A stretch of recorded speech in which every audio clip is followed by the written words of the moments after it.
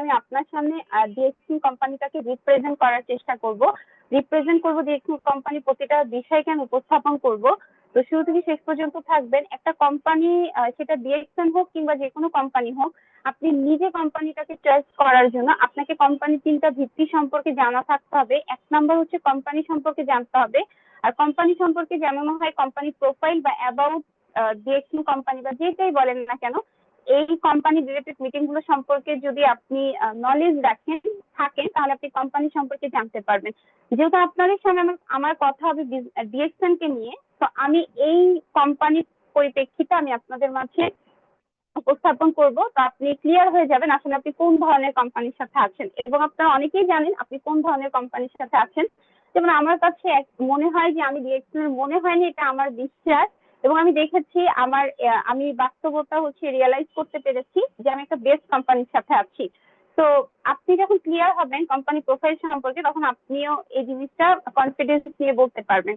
দেন হচ্ছে company profile, কোম্পানির product, প্রথমটা হচ্ছে কোম্পানি প্রোফাইল, দ্বিতীয়টা হচ্ছে কোম্পানি প্রোডাক্ট, মানে সেই কোম্পানি কি নিয়ে বিজনেস করছে সে বিষয়টা সম্পর্কে জানতে হবে। কোম্পানি যদি প্রোডাক্ট নিয়ে বিজনেস করে, সেই প্রোডাক্ট গুলো আসলে কেমন ধরনের প্রোডাক্ট ওইটা সম্পর্কে জানতে হবে। কোম্পানি প্রোফাইল জেনে যদি মনে হয় ওকে কোম্পানি প্রোফাইলটা ভালো ছিল, প্রোডাক্ট ব্যবহার করে এবং প্রোডাক্ট সম্পর্কে জেনে যদি মনে হয় ওকে প্রোডাক্টটাও ভালো ছিল, তারপরে জানতে হবে company system, company marketing plan জানার পরে যদি আপনার মনে হয় ওকে মার্কেটিং প্ল্যানটা তো বেস্ট, ঠিক আছে, তাহলে আপনি ডিএক্সএন বিজনেসটা শুরু করতে পারেন এবং আপনি খুব কনফিডেন্স নিয়ে কাজটা করতে পারবেন। আত্মবিশ্বাস থাকবে আপনার নিজের প্রতি, নিজের কোম্পানির প্রতি আপনার একটা বিশ্বাস থাকবে, আর বিশ্বাস থাকলে আপনি কাজটাকে প্রপার ওয়েতে করতে পারবেন। তো সেই প্রথম যে ট্রেনিংটা আমাদেরকে করতেই হয় সেটা হচ্ছে কোম্পানি প্রোফাইল। আমি আজকে সেই বিষয় নিয়ে কথা বলবো। তো চলেন আমরা মিটিং এর মূল বিষয়ে চলে আসছি। 9:23 আমি মিটিংটা শুরু করছি মূল বিষয়টা নিয়ে। আমি আশা করবো আপনারা আমার সাথে আশা না বিশ্বাস, যে আমি বিশ্বাস করি যারা আগামী দিনের ফিউচার দিয়ে তারা শেষ পর্যন্ত থাকবে, ঠিক আছে, যারা সত্যিকার অর্থে ডিএক্সএন থেকে ভালো কিছু করতে চান তারাই শেষ পর্যন্ত থাকবে, কারণ শেষ ভালো যার সব ভালো তার। ওকে, তো আসেন ডিএক্সএন লোগো নিয়ে আমি ফার্স্ট অফ অল আলোচনা করব। ডিএক্সএন কোম্পানি প্রোফাইলে গুরুত্বপূর্ণ একটি বিষয় হচ্ছে ডিএক্সএন লোগো। আমাদের লোগো, এই লোগোটা যেই ধরনের বা যে কোনো প্রোডাক্টের গায়ে থাকলে আপনি কিন্তু বুঝে যাবেন যে এটা ডিএক্সএন ব্র্যান্ডের প্রোডাক্ট, কারণ প্রতিটা ব্র্যান্ডের কিন্তু নিজস্ব একটা লোগো আছে। তো আমাদের ডিএক্সএন এরও নিজস্ব একটা লোগো আছে, এই হচ্ছে আমাদের ডিএক্সএন এর লোগোটা, ঠিক আছে। তো এই ডিএক্সএন এর লোগোটা শুধু লোগোই না, এই লোগোর মাঝে কিছু ইনফরমেশন রয়েছে, ঠিক আছে। এই লোগোর মাঝে, এই লোগো সম্পর্কে যদি আপনি জানেন কোম্পানির অনেক বিষয় আপনি ক্লিয়ার হয়ে যাবেন। তো আসেন আমি সেই ইনফরমেশনটা আপনাদের সাথে সংক্ষেপে শেয়ার করি। ফার্স্ট অফ অল ডিএক্সএন লোগোর মধ্যে আপনারা দেখতে পাচ্ছেন এই যে সবুজ রঙের একটা গাছের মতো, এটা চিহ্নটা গাছের মতো একটা চিহ্ন ব্যবহার করা হয়েছে, তাই না? এটা আসলে কেন?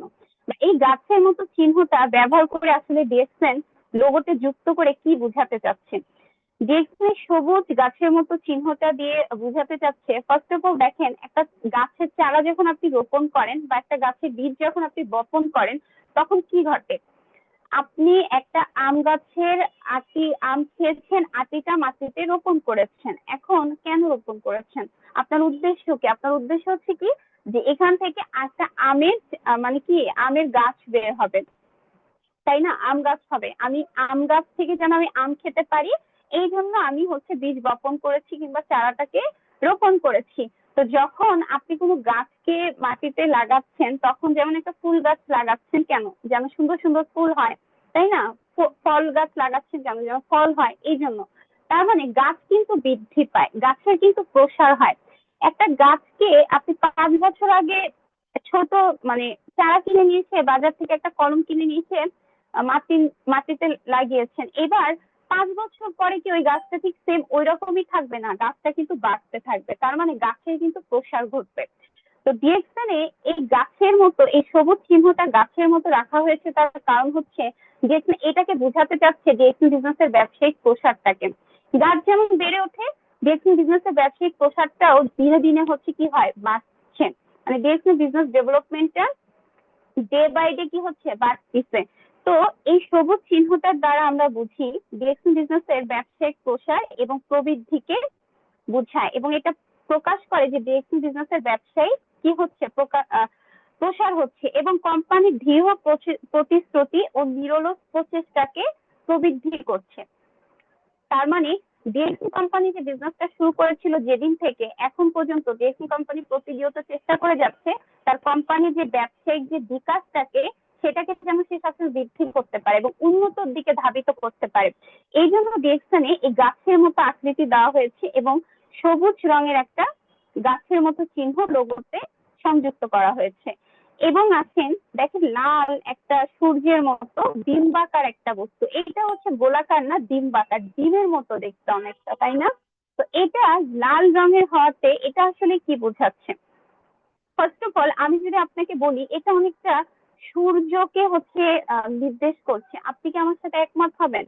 হ্যাঁ, কারণ এই যে সূর্যের মতো বা হচ্ছে একটা ডিম্বাকৃতির একটা লাল বৃত্তাকার অংশ ডিএক্সএন লোগোতে ব্যবহার করে কি বোঝানো হচ্ছে?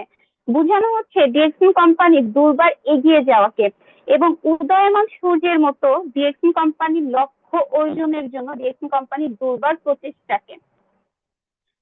সূর্য যেমন প্রতিদিন ভোরে যেমন সূর্য উদয় হয় এবং প্রতিটা দিন নতুন নতুন একটা সকালের তৈরি হয়। দেখেন আজকের দিনটা আপনি আগামীকালকে যখন আপনি পদার্পণ করবেন তখন আজকের দিনটাকে যদি আপনি আগামীকাল যদি মনে করেন, ধরেন আমি আজকে যে সময়টাতে দাঁড়িয়ে আছি 2026 সালে আমি এই মুহূর্তে অবস্থান করছি। আমি যদি চাই আমি 2025 সালের জুন মাসে ফিরে যেতে চাই, আমার পক্ষে কি যাওয়া কি সম্ভব?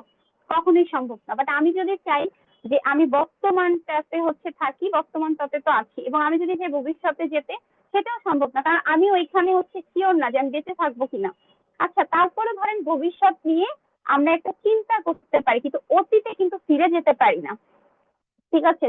সেম ভাবে সূর্য কিন্তু প্রতিদিন সকালে সে কিন্তু তার নতুন ভাবে কিন্তু উদয়মান হয়। যখন একটা সূর্য প্রতিদিন নতুন ভাবে উদয়মান হয়, নতুন একটা সকালের সূচনা হয়, নতুন একটা দিনের সূচনা হয়, নতুন একটা তারিখের সূচনা হয়।